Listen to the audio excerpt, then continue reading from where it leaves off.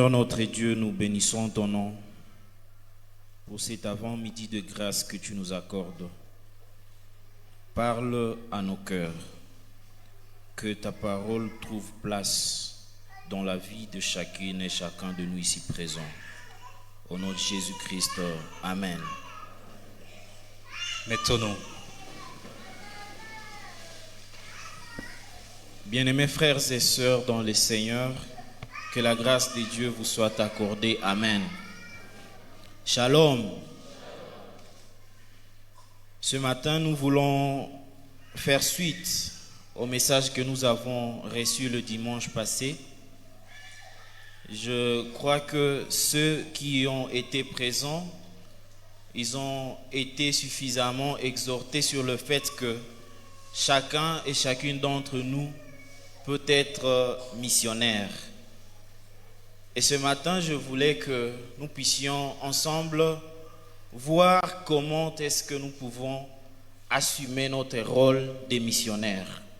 C'est pourquoi nous allons ensemble méditer sur un thème qui est intitulé « Accomplir sa mission de disciple avec Christ ».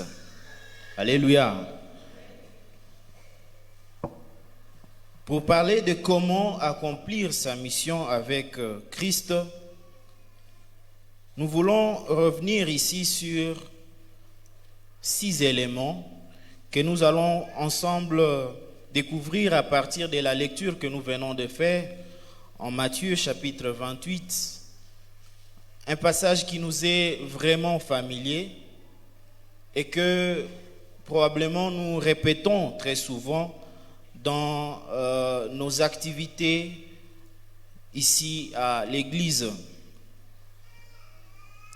Sachons d'abord que le fait d'être disciple signifie qu'il y a un maître, un modèle de qui nous tenons tout ce que nous voulons avoir. Tout ce que nous pouvons vivre doit venir essentiellement de lui. Et dans le passage que nous venons de lire en Matthieu 28, il s'agit de Christ lui-même. Non seulement qui se donne comme modèle, mais ici, qui donne aussi une mission officiellement à ceux qui sont en train de les suivre, c'est-à-dire ses disciples. Et la première chose que nous pouvons remarquer ici, c'est l'ordre qu'il donne. Allez partout dans le monde. Allez. Ceux qui ont travaillé ou ceux qui savent comment fonctionnent certains services, ils savent que lorsqu'on reçoit un ordre, on ne les discute pas. Mais cet ordre, nous ne pouvons pas le comprendre seulement au sens impératif, selon qu'il est écrit, allez partout dans le monde. Mais il faut ici sous-entendre aussi quelque chose de régulier, de chaque jour. Et c'est pourquoi nous aimerions ici le traduire par un participe. Plutôt que aller, mais disons plutôt en allant. Et cela porte un sens beaucoup plus profond parce qu'il s'agit maintenant de chaque chose que nous pouvons entreprendre dans notre vie. Généralement, si nous demandons qui sont censés aller, la plupart des gens risquent de dire que voilà, ce sont les pasteurs ou les évangélistes.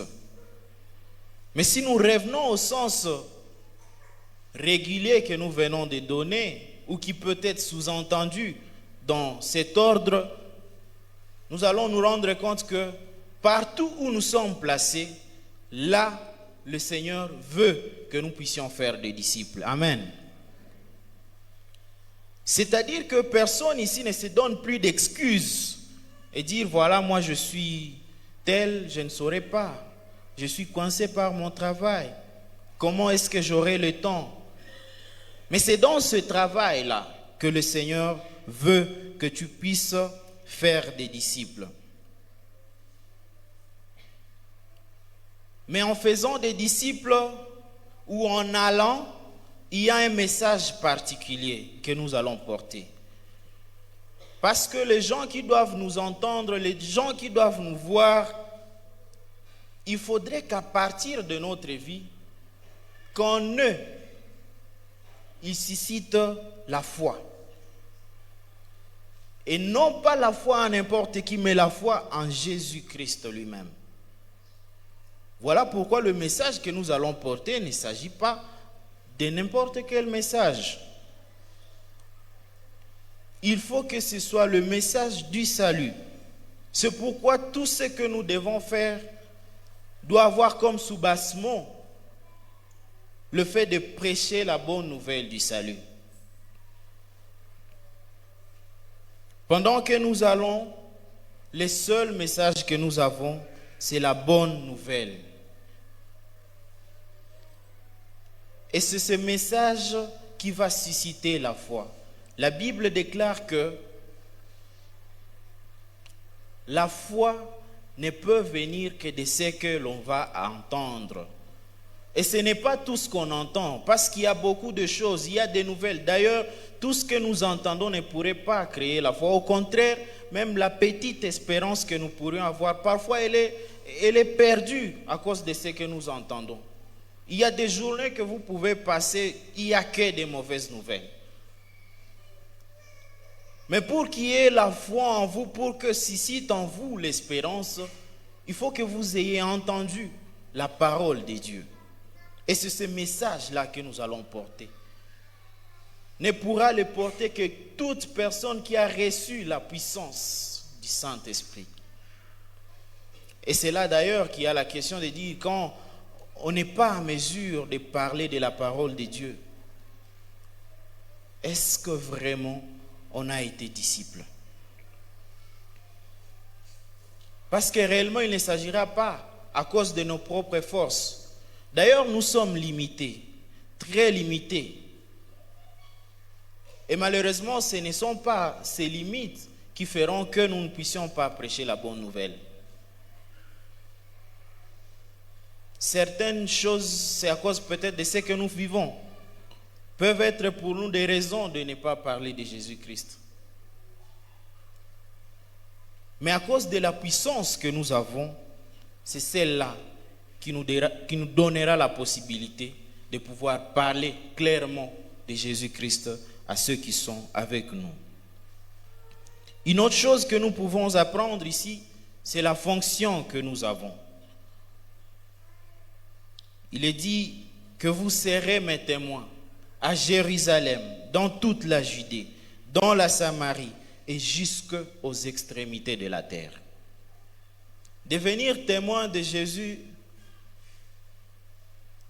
requiert que nous-mêmes nous ayons Jésus. Parce que nous n'allons pas parler de quelqu'un que nous ne connaissons pas. Le témoin, il donne témoignage par rapport à son expérience personnellement vécue. Il ne vient pas donner selon les on-dit. Il faudrait que lui-même, sa vie, soit conforme à ce qu'il est en train de dire. Alors, la plupart des fois, nous échouons parce que nous pouvons dire des choses. À l'église, nous sommes bien. Mais ceux qui nous vivent en dehors d'ici, ils ne peuvent pas vraiment témoigner que nous sommes, nous, témoins du Christ.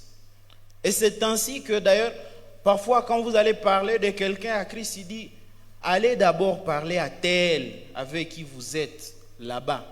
Parce qu'avec celui-là, nous nous retrouvons dans nos magouilles.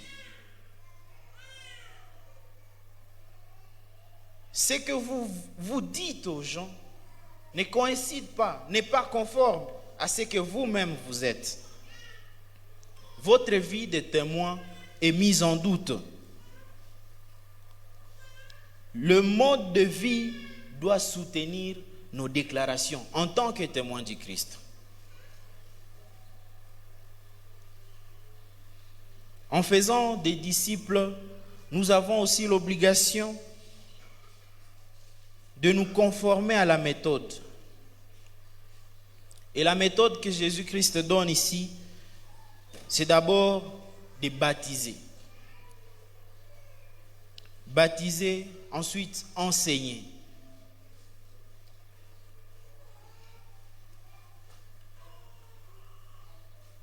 Les gens que nous devons baptiser doivent être des personnes qui sont réellement passées d'une ancienne vie à une nouvelle vie.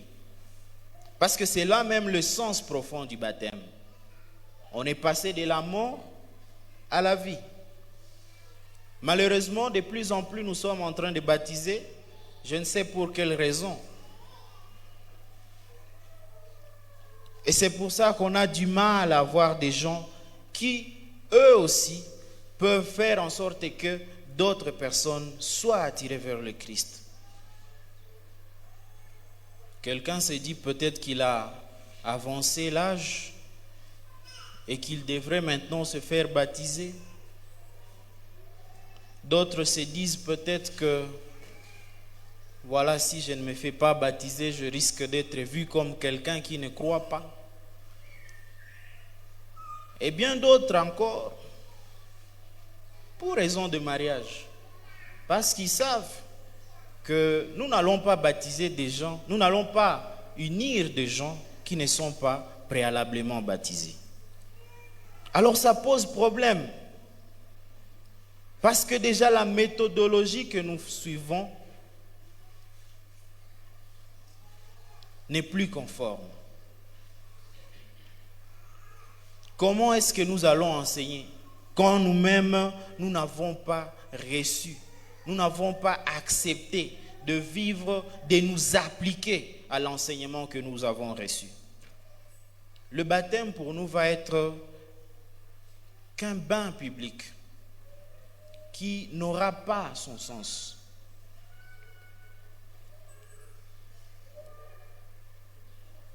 L'enseignement que nous avons reçu de Jésus-Christ, c'est bien ce que nous devons aussi transmettre. Mais tant que cela n'est pas visible dans notre vie, nous-mêmes en tant que disciples, il va être difficile aux autres de nous suivre.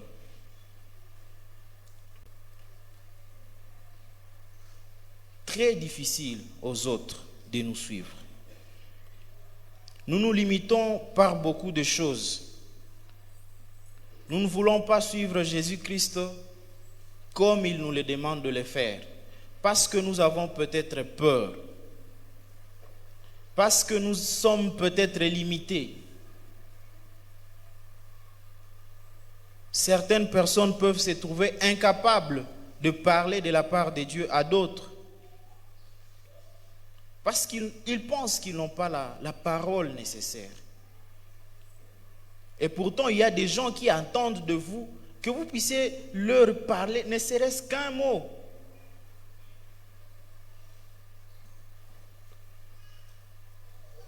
Lorsque nous allons vers la fin de ce passage, il est dit, comme une promesse, que Jésus lui-même sera avec nous tous les jours, jusqu'à la fin des temps.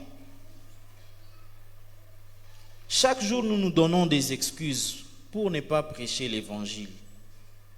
Chaque jour, nous nous donnons des raisons pour ne pas être de vrais disciples modèles. Certainement parce que nous sommes en train de vivre des situations différentes, des situations peut-être de malheur, des situations difficiles. Et nous les brandissons comme des raisons pour nous de ne pas le faire. Mais une bonne nouvelle ce matin, c'est que au-delà de ce que nous pouvons dire aux gens, c'est que nous vivons, nos actes, nos gestes peuvent traduire mieux ce que nous pourrions dire par notre parole. Alors il est clair que chaque personne a l'obligation, étant disciple, si du moins il l'est, de faire lui aussi des disciples. Lorsque nous lisons l'apôtre Paul en Philippiens chapitre 4 verset 11, il déclare que lui, il a su servir le Seigneur, non pas seulement dans de bonnes situations, non pas seulement quand tout allait bien, mais il parle des situations difficiles, même quand il était emprisonné, dans l'abondance, dans les privations. Il a appris à servir Dieu. Il a appris partout à être modèle.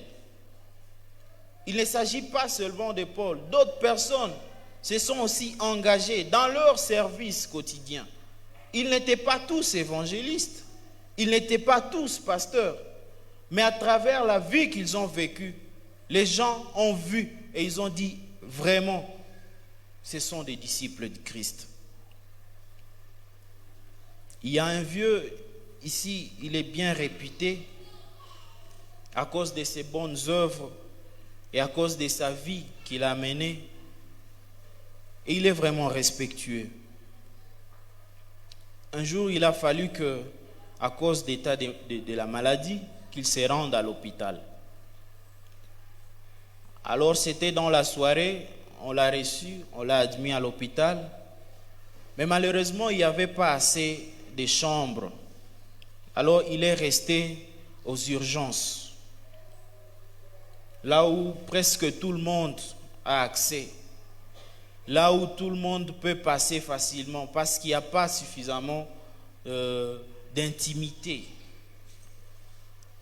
Et un matin comme ça, quand il avait fallu que certains bien-aimés aillent le rendre visite, ils ont été surpris de le trouver là-bas.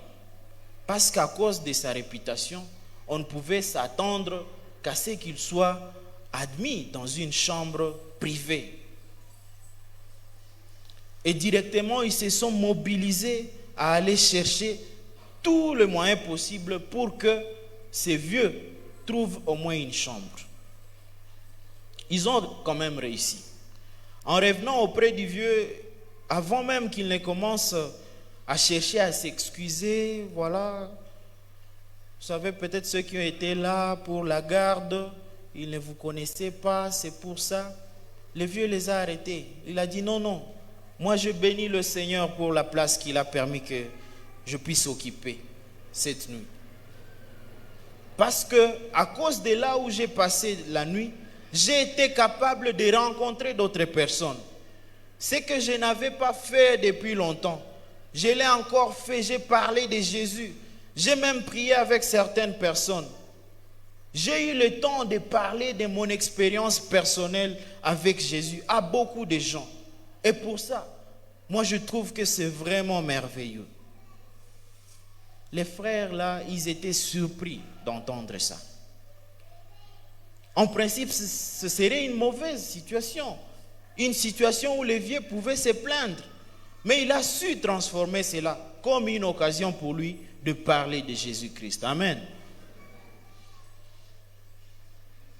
Et il n'a plus eu de remords. Il ne s'est pas plaint. Il n'a pas stressé. Il a trouvé en une occasion une opportunité de parler au moins à une âme de la part de Dieu.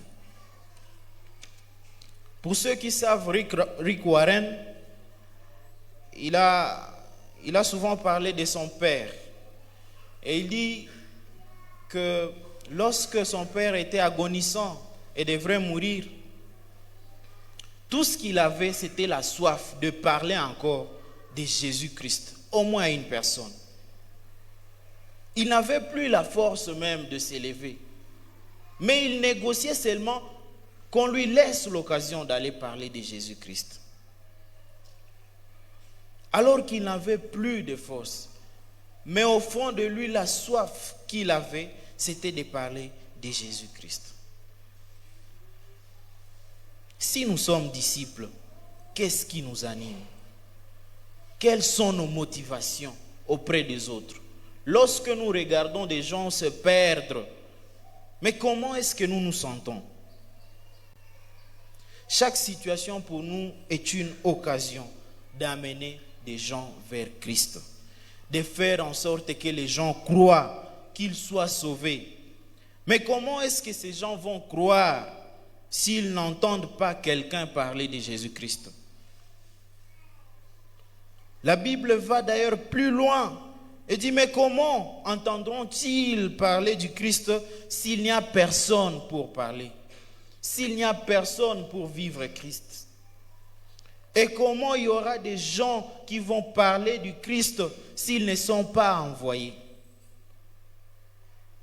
Ce matin, nous pouvons ensemble comprendre que le fait d'être envoyé ne signifie pas seulement aller plus loin, loin de sa famille pour y être missionnaire, mais déjà à partir de là où nous vivons, à partir de nos occupations quotidiennes, à partir des milieux où nous sommes de travail, là, nous pouvons être témoins du Christ et faire que les gens soient des disciples.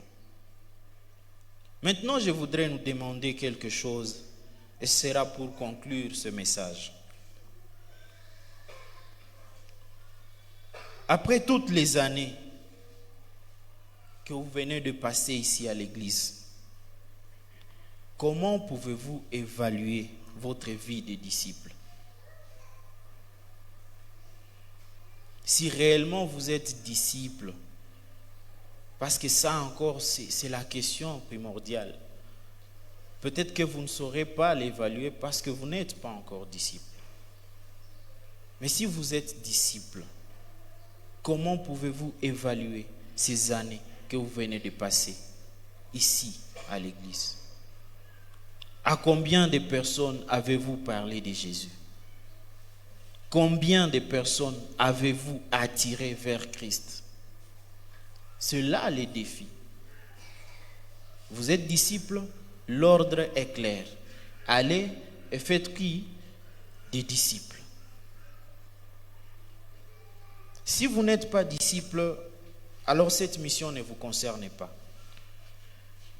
Vous n'avez donc aucune mission à remplir. Mais si vous croyez que vous êtes disciple, alors il est temps que vous puissiez vous mettre au travail, que vous puissiez faire des disciples, qu'à travers votre vie, des gens viennent à Christ. Que le Seigneur vous bénisse. Amen.